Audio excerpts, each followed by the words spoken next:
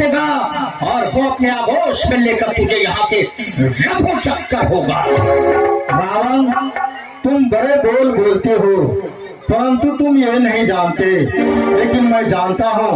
इस संसार में मैंने 3 तरह का मनुष्य देखा हूँ, एक आम, कटहल और कमल। आम रूपी मनुष्य वो होते हैं जो फलते भी हैं और फूलते भी हैं। कटहल रूपी मनुष्य वो होते हैं जो सिर्फ फलते हैं, और कमल रूपी मनुष्य वो होते हैं जो सिर्फ फूलते हैं। तुम वही कटहल कमल रूपी मनुष्य हो, सिर्फ तुम फूलते हो, तुम तो कहते हो, और तुमसे कुछ होने वाला नहीं है रावण। राम, मैं वो रावण हूँ जो कहता हूँ वही करता हूँ, और इसका साक्षी तीनों लोग 14 भुवन है। रावण कभी अपने निश्चय से नहीं हटा, और यदि तुम्हें ऐसा लगता है कि रावण सिर्फ बोलता है, तो आज मैं तुम्हें ललकार कर कहता हूँ कि जब तक मैं जीवित हूँ तुम्हारी सीता को वापस नहीं करूंगा। यदि तुम रावण को गलत ठहरा सकते हो तो रावण के जीते जी अपने सामने झुका कर दिखा, अपनी सीता को रावण के पंजे से मुक्त करा कर दिखा, तो जानो कि तेरी बातों में सच्चाई है। रावण, मैं तुझे अवश्य मारूंगा और जानकी को अवश्य ले जाऊंगा।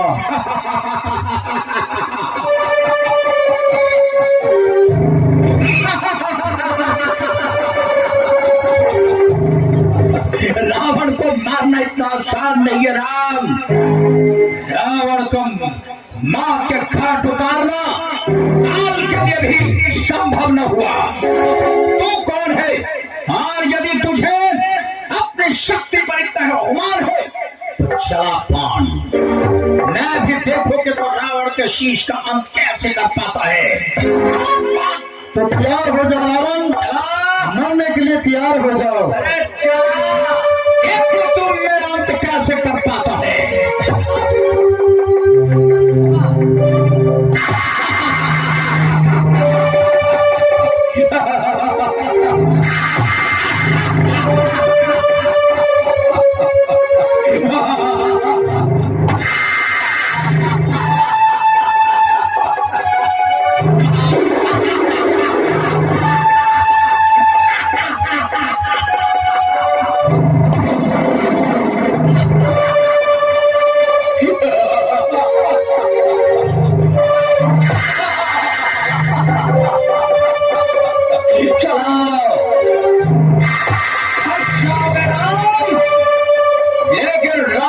शीश का अंत नहीं होगा।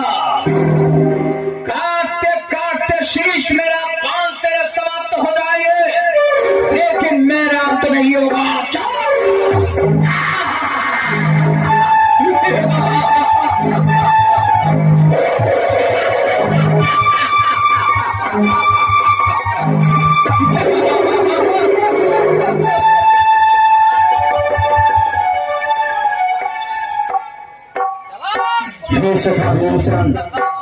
मैं बार बार रावण पर बाण चलाता हूँ, परंतु यह दुष्ट मरता नहीं है, इसका क्या कारण है? प्रभु, हम आपको उपाय बताते हैं। आप कितना हो मारिएगा उसे नवीन सार बनते जाएगा, इसलिए 31 बाण का समधन कराना पड़ेगा, और 10 बाण से 10 मस्तक, 20 बाण से 20 भुजा, और 1 बाण जो बच गया है वो नाभि कुंड में अमृत का वास है। मारिए तभी मरेगा।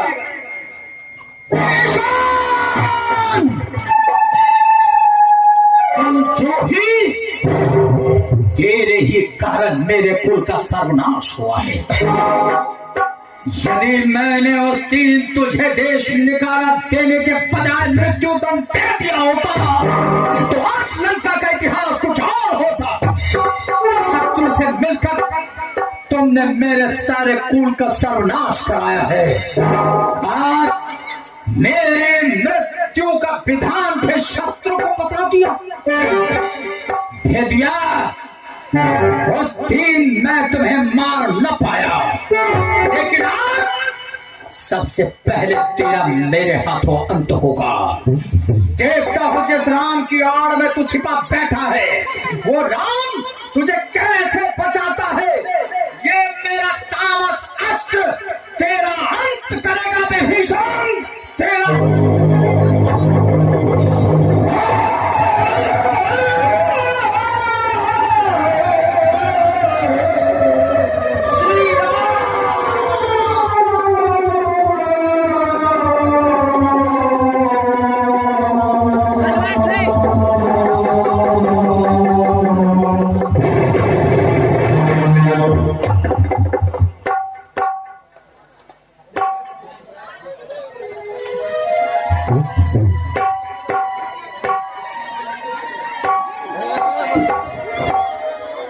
लक्ष्मण,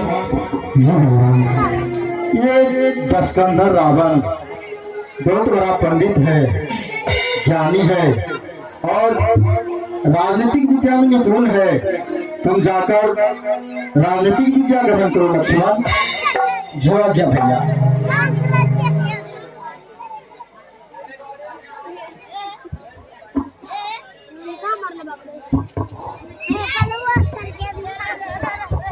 पंडित रावण को दशरथ पुत्र लक्ष्मण का परिणाम स्वीकार हो।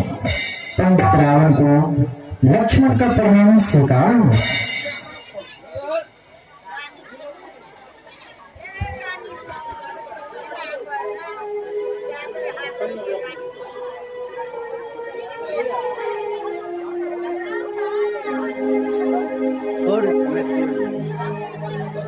लक्ष्मण, भैया ये तो कुछ नहीं बोल रहे हैं। तो लक्ष्मण ये कैसे बोलेंगे? जब किसी से शिक्षा लेना होता है तो चरणों की तरफ से वंदना करना चाहिए, विनती करना चाहिए, गुरु मानकर। तुम तो पहले ही इनका गुरु बन चुके, फिर तुम्हें कैसे शिक्षा देंगे?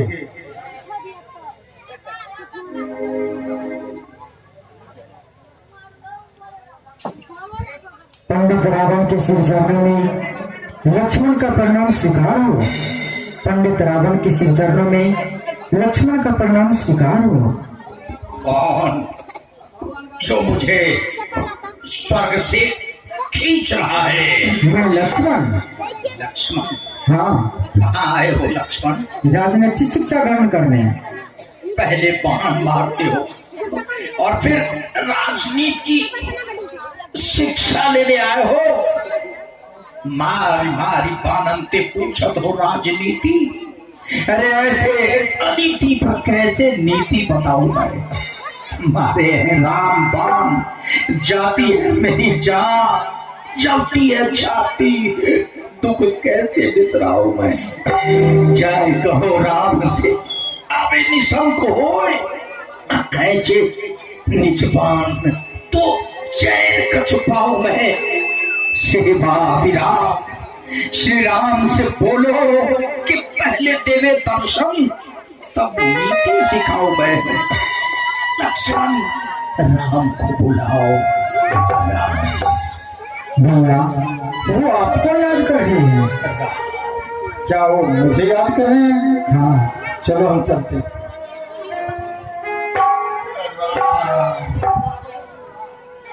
पंडित रावण के सिर चरणों में राम का परिणाम स्वीकार हो। राम, राम आ गए राम। पहले ये बाण खींचो ताकि मैं लक्ष्मण को राजनीति की शिक्षा दूं।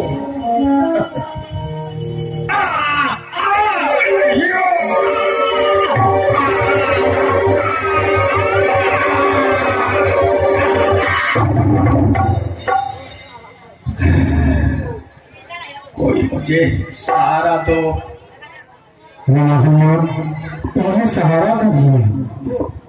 सफावेशम सहारा दीजिए।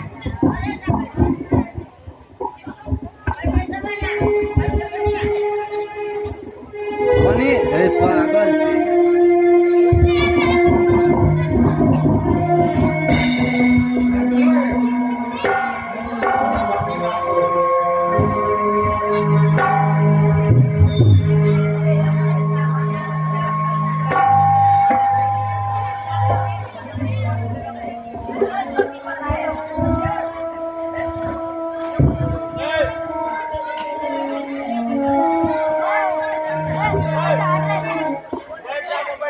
कुछ दर्द से निजात मिली।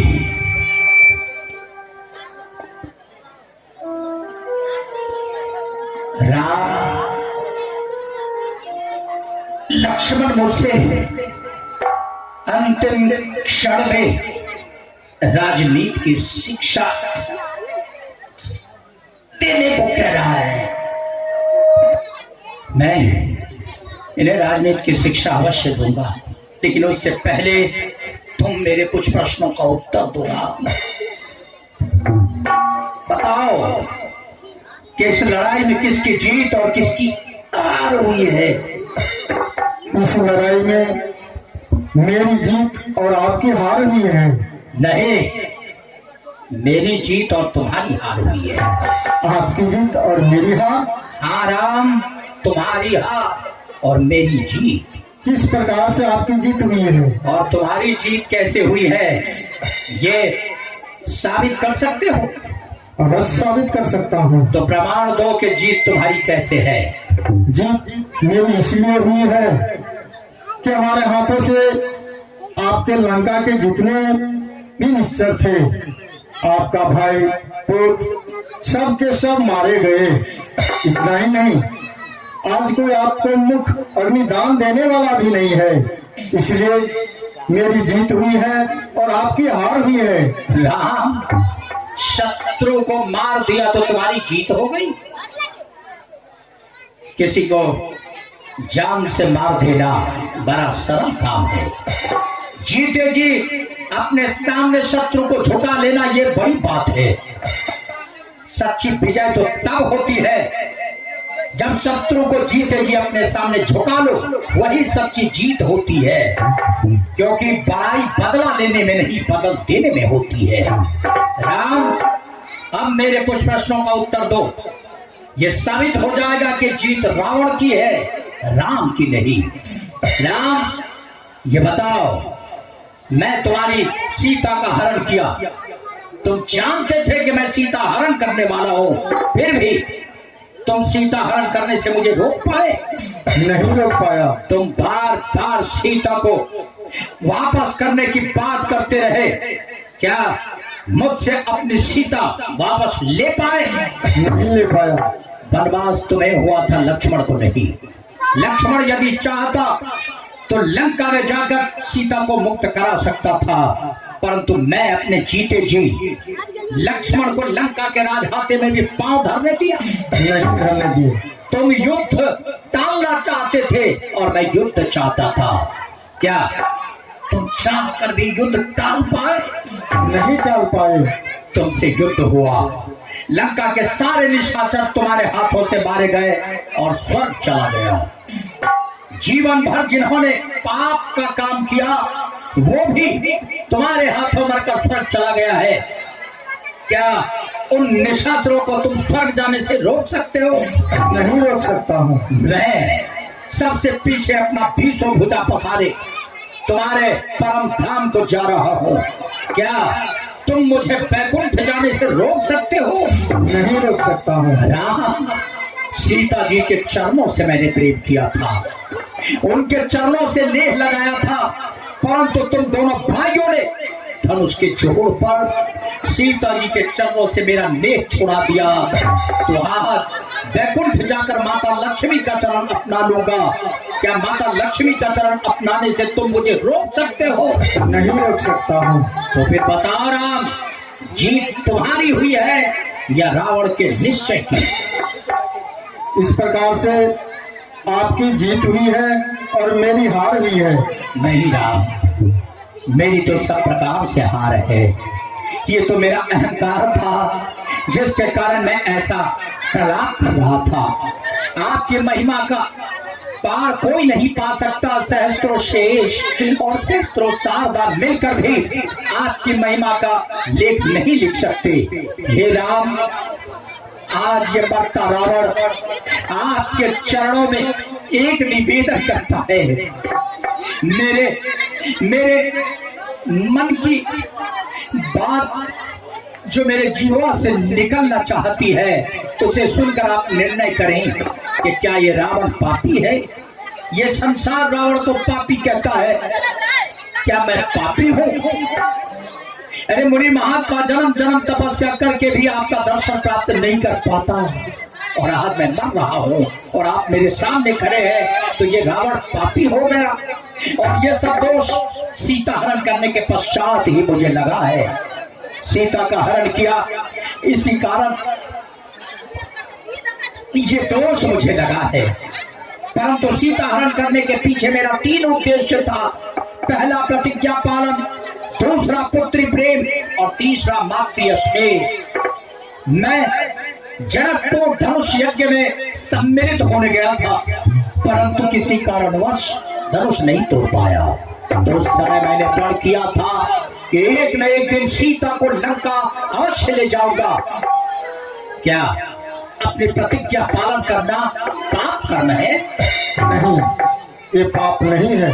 दूसरा कारण है मातृ स्नेह। सीता जगत की माता है, मेरी भी माता है।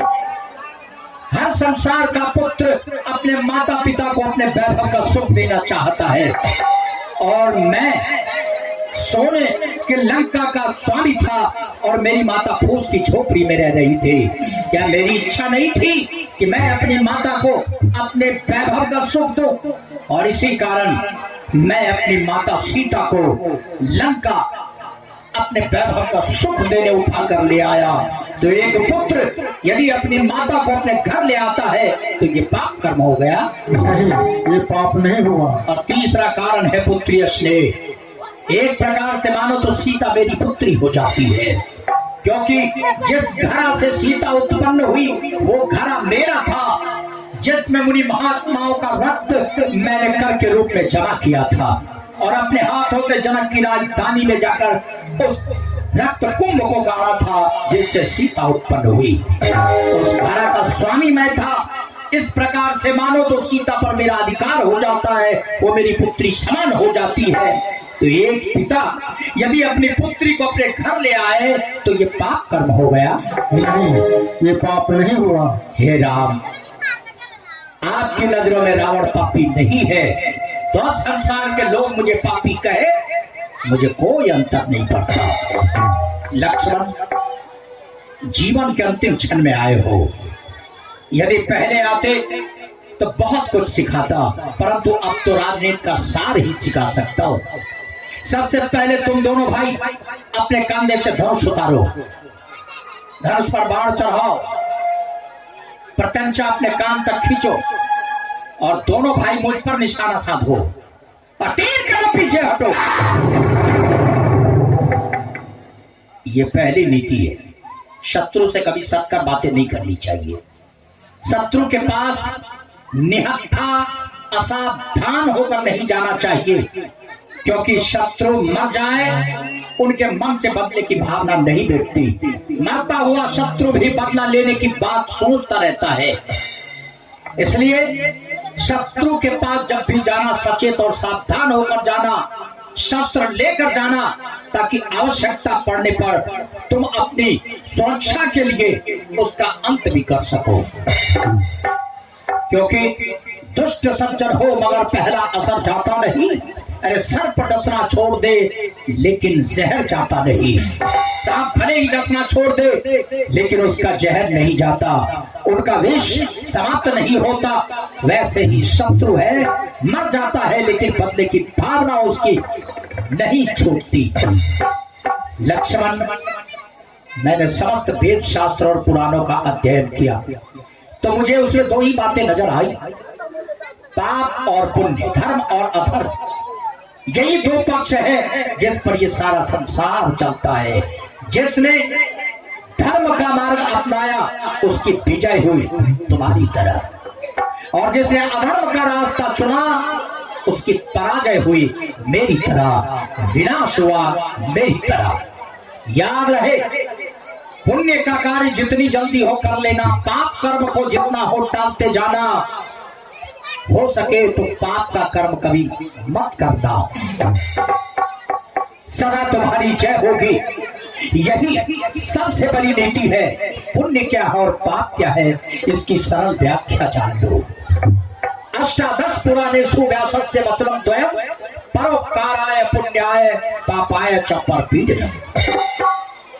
दूसरों को सुख देने से बड़ा पुण्य नहीं है। यदि तुम किसी को सुख दे सकते हो तो यही सबसे बड़ा धर्म है, यही सबसे बड़ा पुण्य है। और यदि तुम किसी को दुख देते हो तो यही सबसे बड़ा पाप है। चाहे तुम्हारे वचन से भी किसी को कष्ट हो, दुख हो, तो ये सबसे बड़ा पाप है।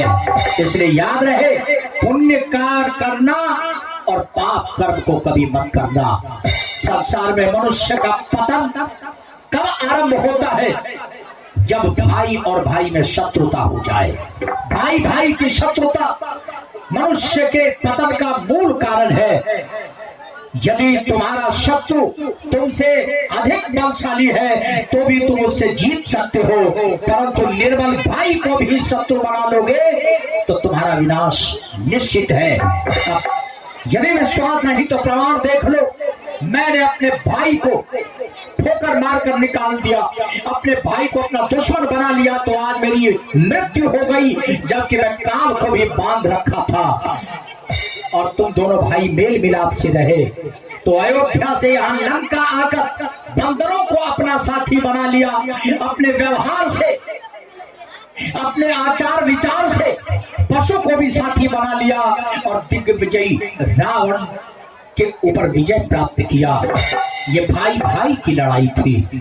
मेरा भाई मेरे साथ नहीं था, इसीलिए मेरी हार हो गई, और राम तुम्हारा भाई तुम्हारे साथ था, इसीलिए तुम्हारी जीत हो गई। इसलिए भाई भाई से मिलकर रहना, क्योंकि धरती का स्वर्ग वही घर है जिस घर में सभी मिलकर रहते हैं, जिस घर में एक दूसरे का सम्मान करते हो, जहां पिता पुत्र में प्रेम है, पति पत्नी में प्रेम है, माता पिता सभी प्रेम से रहते हैं, उसी घर को धरती का स्वर्ग कहते हैं। और जहां जिस घर में अनबन है, भाई भाई में दुश्मनी है, पिता पुत्र में मनमुटाव है, पति पत्नी में झगड़ा है, वही घर धरती का नरक है।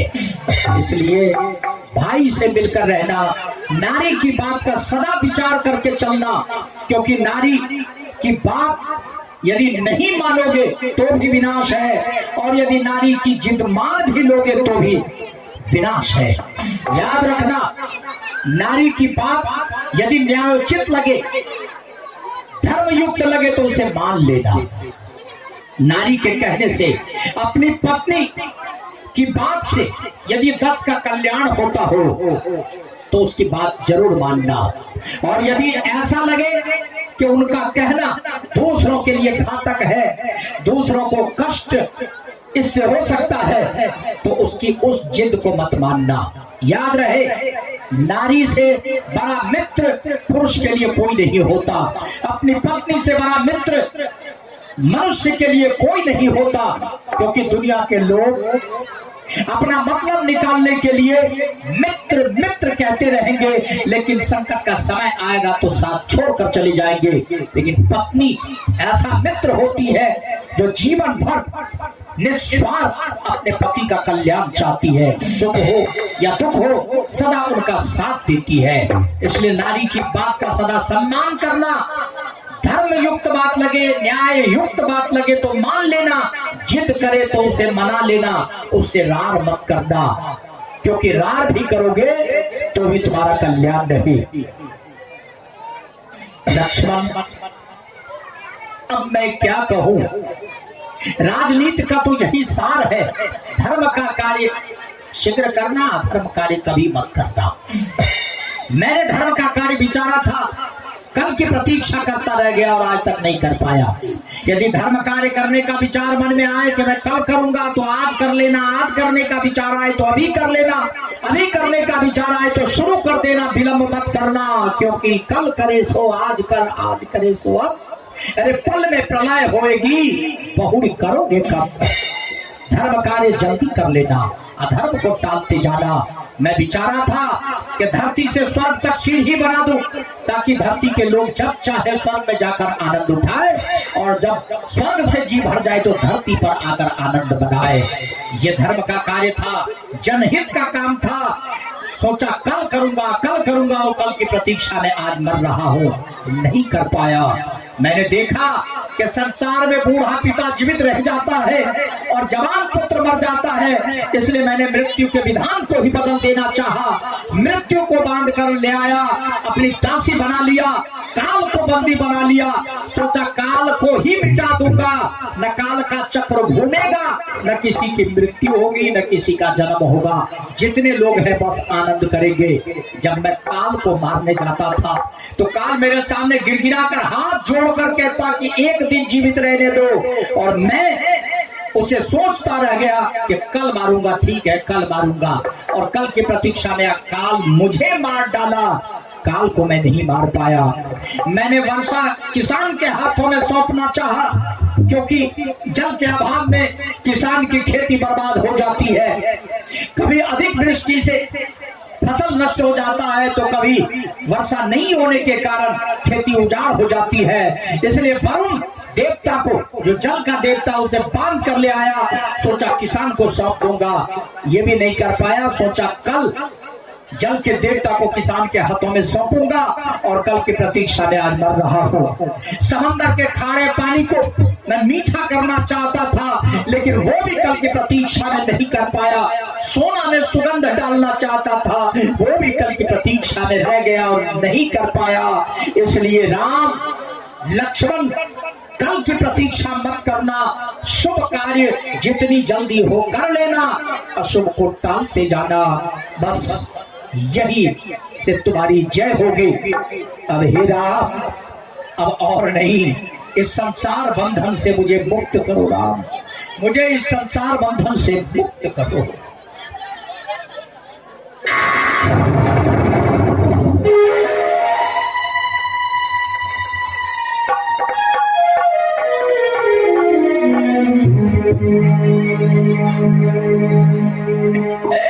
नहीं स्वामी, आप मुझे छोड़कर नहीं जा सकते।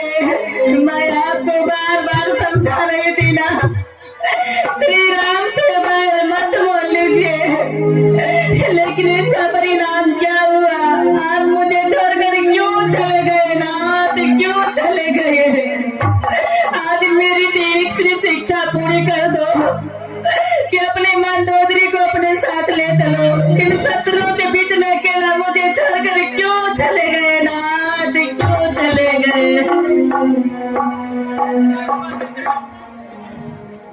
हे महारानी मंदोदरी, अब रोने से कोई लाभ होने वाला नहीं है, क्योंकि इस पृथ्वी पर जो भी जीव आते हैं, एक न एक दिन उसे जाना ही पड़ता है।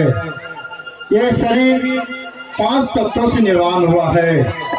चित जल पावक गगन समीरा, पंचरतीय अधम शरीरा।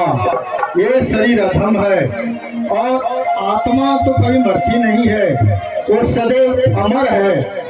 और महाराजा रावण इतना पराक्रमी, जो विश्व पर विजय पाने वाले, इस तरह के योद्धा के मृत्यु होने से कोई लाभ नहीं है। इतिहास में महाराजा रावण का नाम आदर्श से लिया जाएगा। जब जब राम का नाम आएगा, तब तक रावण का भी नाम आएगा। व्यर्थ में रोने से कोई लाभ होने वाला नहीं है। हे सखा विभीषण, अपने भाई का